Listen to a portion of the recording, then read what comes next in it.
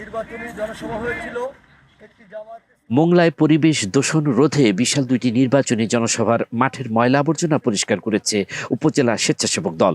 10 ফেব্রুয়ারি মঙ্গলবার সকালে উপজেলা স্বেচ্ছাসেবক দলের আহ্বায়ক এস.এম. পলাশ ও সদস্য সচিব ফকির মোহাম্মদ জুয়েলের তত্ত্বাবধানে থানার সামনের হেলিপ্যাড ও পিছনের অপর খেলার মাঠটিতে ছড়িয়ে ছিটিয়ে থাকা পরিবেশ দূষণকারী পলিথিন সহ বিভিন্ন ময়লা আবর্জনা পরিষ্কার করে স্বেচ্ছাসেবক দলের নেতাকর্মীরা।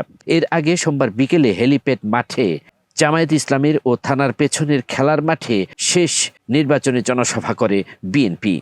এতে উভয় মাঠই বিভিন্ন ধরনের ময়লা আবর্জনায় ছেয়ে যায়। পরে বাগেরহাট 3 আসনের বিএনপি মনোনীত প্রার্থী ও পরিবেশবিদ লায়ন ডক্টর শেখ ফরিদুল ইসলামের নির্দেশনায় স্বেচ্ছাসেবক দল মাঠের সেসব ময়লা আবর্জনা পরিষ্কারের উদ্যোগ নেয়।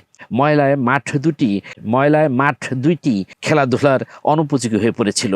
উপজেলা স্বেচ্ছাসেবক দলের আহ্বায়ক এস.এম. পলাশ বলেন, সোমবার এই দুইটি খেলার মাঠের একটিতে জামায়াত ও আরেকটিতে বিএনপি নির্বাচনী সমাবেশ করে। পরে রাতে পরিবেশবিদ লায়ন ডক্টর শেখ ফরিদুল ইসলাম আমাদেরকে সেই ময়লা আবর্জনা পরিষ্কারের দায়িত্ব দেন। লায়ন ডক্টর শেখ ফরিদুল ইসলাম ভাই একজন পরিবেশবিদ।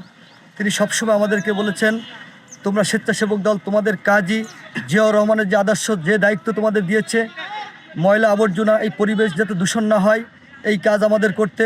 সেই সুবাদে লায়ন ফরিদ ভাইয়ের নির্দেশনায় এবং আমাদের স্বেচ্ছাসেবক দলের দায়িত্ব হিসেবে আমাদের যে কর্তব্য সেটি আমরা পালন করেছি।